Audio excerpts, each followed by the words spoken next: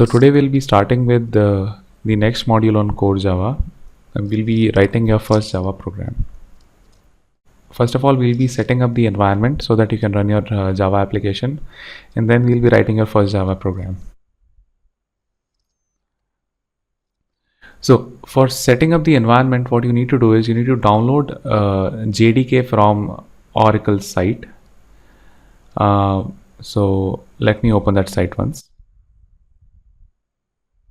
Okay, so as of now, the latest version for JDK, that is the Java platform, would be 8U45.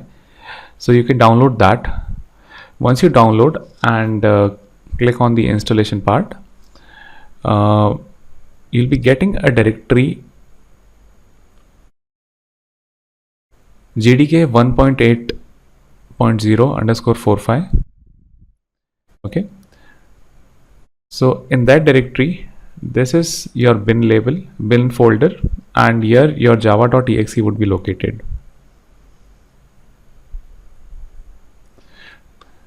So this is once you have installed your Java. Okay, now after installing Java, what you need to do is we need to download one of the integrated development environments. Again, that's a free source code, so you can download NetBeans. It'll help us out in doing a lot of things in our course further. So again, NetBeans can be downloaded from the Oracle website. Once you have downloaded the NetBeans, you'll be seeing it getting installed again under program files and NetBeans. So the version that we have downloaded as of now is NetBeans 8.0.2. So once that gets installed, what you need to do is you can open it from your programs menu. So if you click on that, your NetBeans IDE would open up for you. Okay. So you have a couple of other integrated development environments also available for working with Java, like Eclipse, Sun Java Studio, Sun's Java Studio Creator, Oracle JDeveloper. So all of these are like the free sourcewares. You can just download them and use them. You have some of the paid versions as well, like IBM's WebSphere, BA WebLogic, IntelliJ IDEA. So these are the other IDs that you can make use of. Okay. Now let's begin by writing your first Java program. Okay, so I'll open my NetBeans IDE. So once you open that, you have an option of creating a new project. So once I do that, it gives me a couple of options. So this IDE can not only be used by developing the Java applications. You have a whole lot of other applications like Node, Maven. You have Java enterprise applications as well that can be developed as well. So for our current course, I'm selecting the category as Java. I'm selecting the Java application. The Java application would be creating like one of these standard projects for me. It'll give me a main class, it'll give me the ant script for compiling my Java class, for executing that, and for the sake of debugging. So we'll come across those functions as and on we proceed with the course. So for the time you can just select Java application, click on next. Let's say I'll give my project name as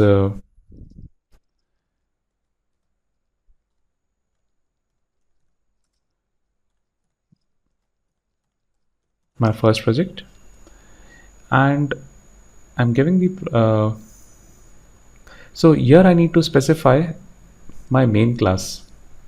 So as you can see, this my first project is this string is coming from the project name that I have specified. This would be the package of my class.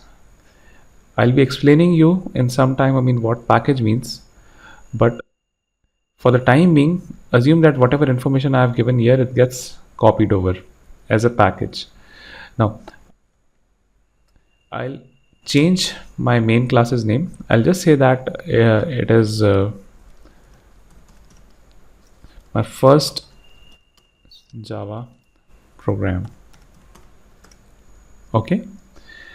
Uh, I can also, as I mentioned that, I mean, this is like the file that would be getting created in my project. So after doing that, I'll just say finish. So once I'm done with that, you can see that a file with name first java program.java is getting created here. That gets opened in the IDE. The package which was specified just before the main class name, that comes up here.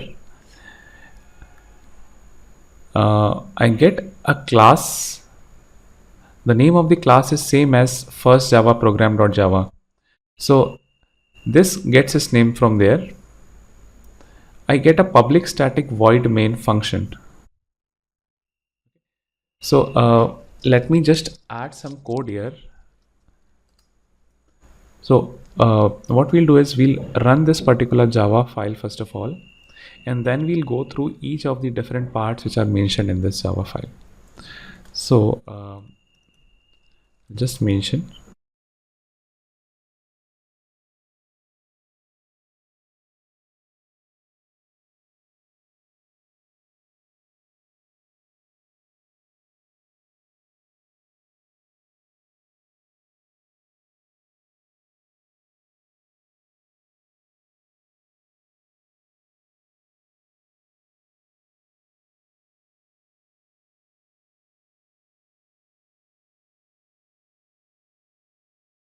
Okay.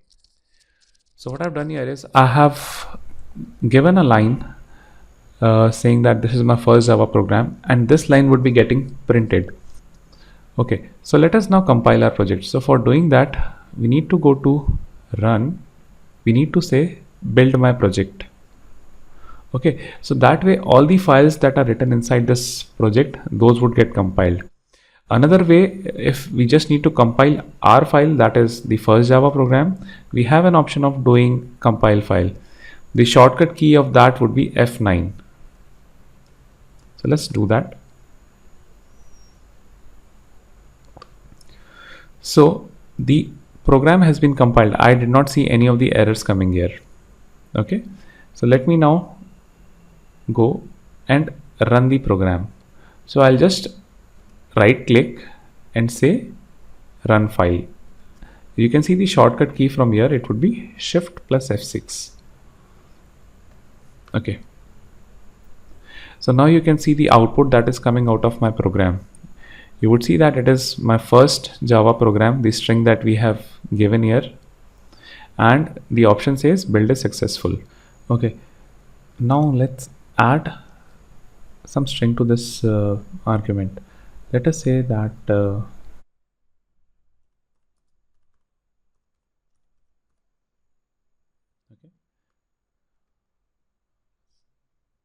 run the code now. So as you can see, whatever string that we have given in the argument of this function, that is system.out.println, that gets printed here. Okay, now having run our first Java program, let us try and see, I mean, what all are the different parts that make up this program. Okay, so the first thing that comes in a Java program is the package.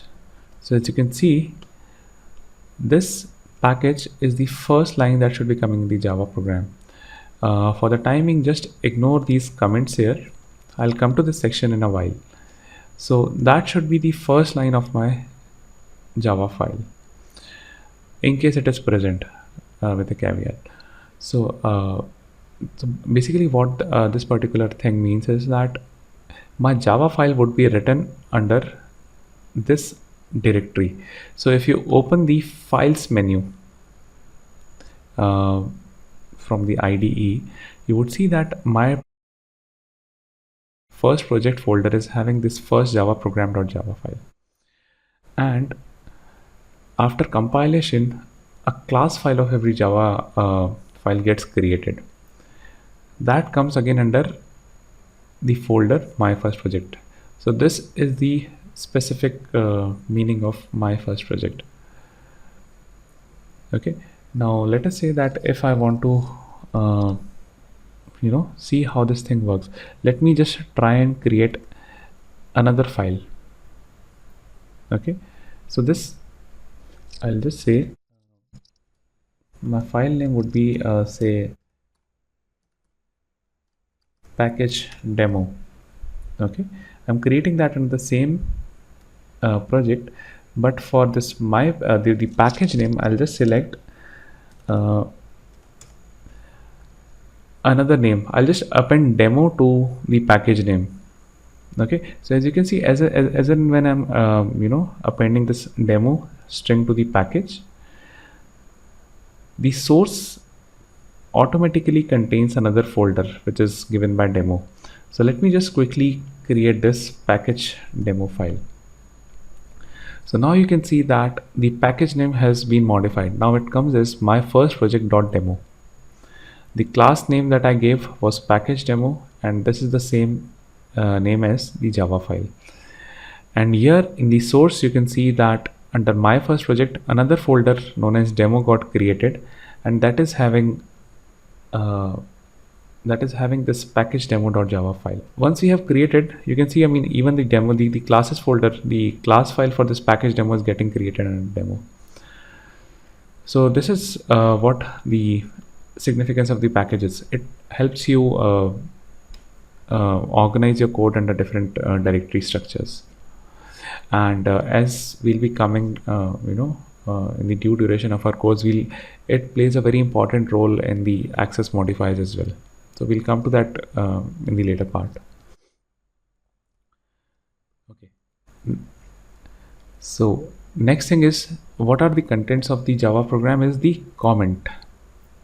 So as you can see that we have couple of grayed out lines in this file, and as you can see, I mean, these are coming between this backslash and an asterisk, and again it's closed by an asterisk and a backslash.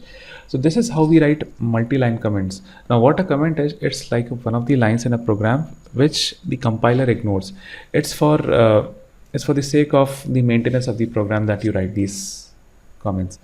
It helps the people to understand whatever logic has been followed up in the program. So if you need to write a single line comment, the way forward would be write two backslash thing and say this is a single line comment. Okay. Similarly, in case you now want to write a comment in a multiple line, you need to start with a backslash, an asterisk, close it again with an asterisk and a backslash, and then you can write this is a multi-line comment.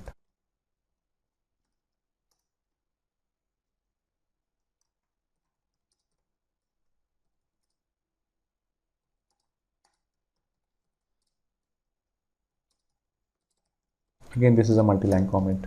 So anything which is specified between these characters and basically by two backslash or by a backslash asterisk, this is ignored by the compiler. Whatever you want to write, you can write here for the sake of systematic maintenance. Okay, so this is as far as comment go. Okay, now coming to the other part, which are the reserved words. So reserved words are basically, these are also known as the keywords. These are having a specific meaning to the compiler, and they cannot be used for other purpose in the program. Like say for example, you cannot define a variable name with a reserved word. Some of the examples of the reserved words are class, public, static, package, etc. So let me just quickly show you how these things come up in the IDE. So anything that is coming up in blue here is one of the reserved word. Like a package, my first project. So my first project is the name of the directory. but package is a reserved word, and the way the ID denotes them is by showing in a different font and color. So as of now, this is showing in a blue color, dark blue color. Okay, so let me just quickly create a variable and show you that how we cannot use this. Let me create an integer variable and let me just give the name of the variable as package, and let me assign some value 10 to it. So as you can see that I'm getting an error from the compiler.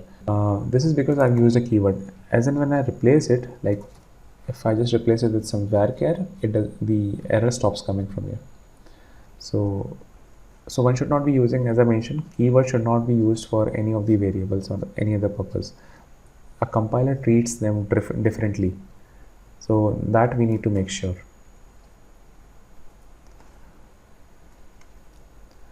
Now coming to the next part, the other parts are these statements.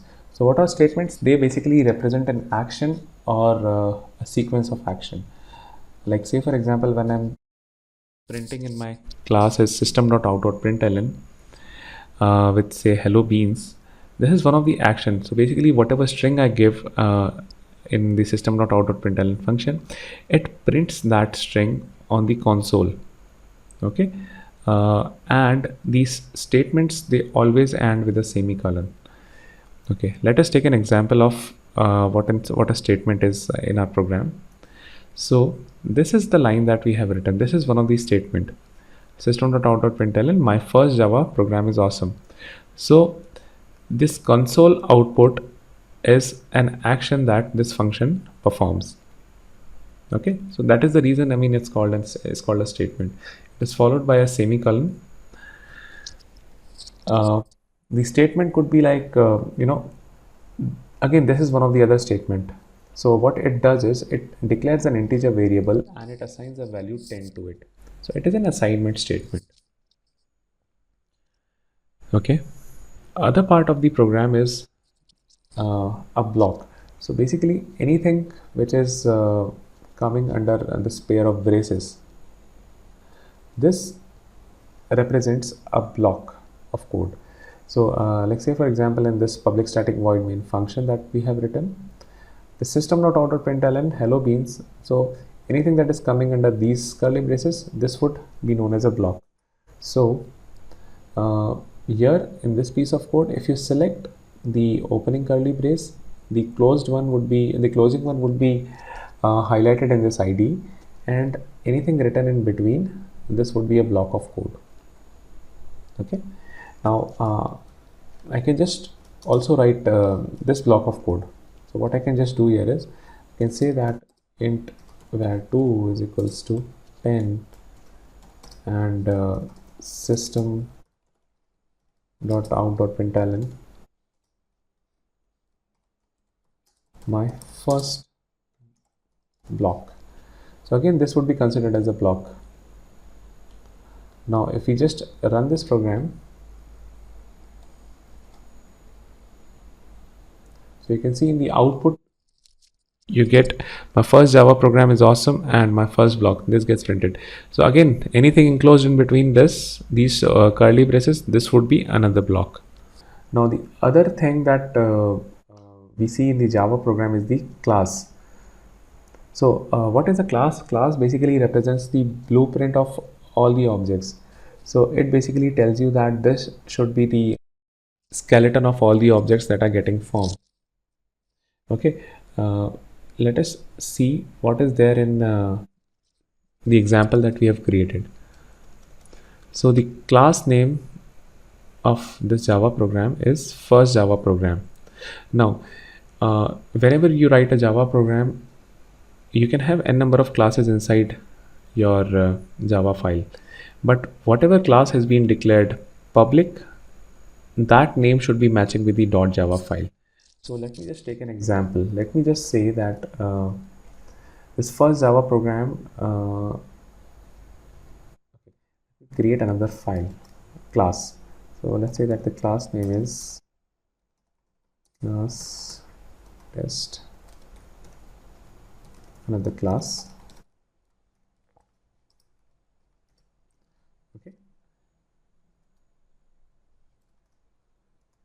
So this is another class that I've created.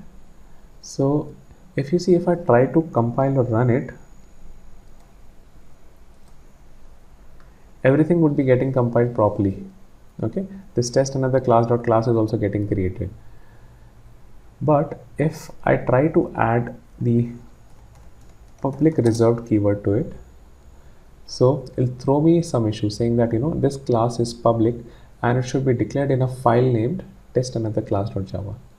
So that is one thing that we need to make sure that in case we are writing a Java file, we can have a number of classes, but only one of them should be declared as public, and the name of the class should be matching with the name of the file in that case. Okay.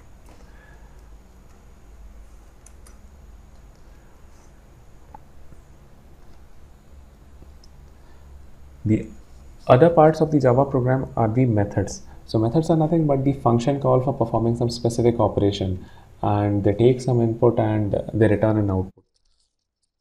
So in this example that we have, system.out.println is one of the methods.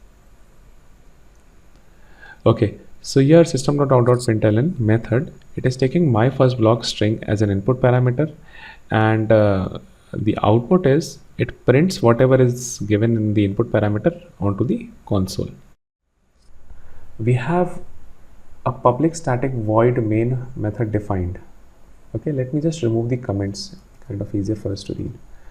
Okay, so this main function, it acts as the starting point. If you can see, I mean, when we executed this piece of code, the first thing that was getting printed on the console was my first Java program is awesome. This is because it comes as a part of the main method. So the execution starts from the main method of a particular program. Okay, so let us take an example of whatever we have coded. So here, public static void main function, the arguments that this function expects is a string array, and it does not return anything. This is the starting point of any Java program. Okay, so here the execution starts from reading the first line in the main function and proceeding downwards. So first of all, the line that gets executed is int var equal to 10. Then this line, the system.out.println function, gets called and it prints the my first Java program is awesome string onto the console. So here you see this output. So this is as far as the main function goes. So with this we conclude the module my first Java program. Thank you.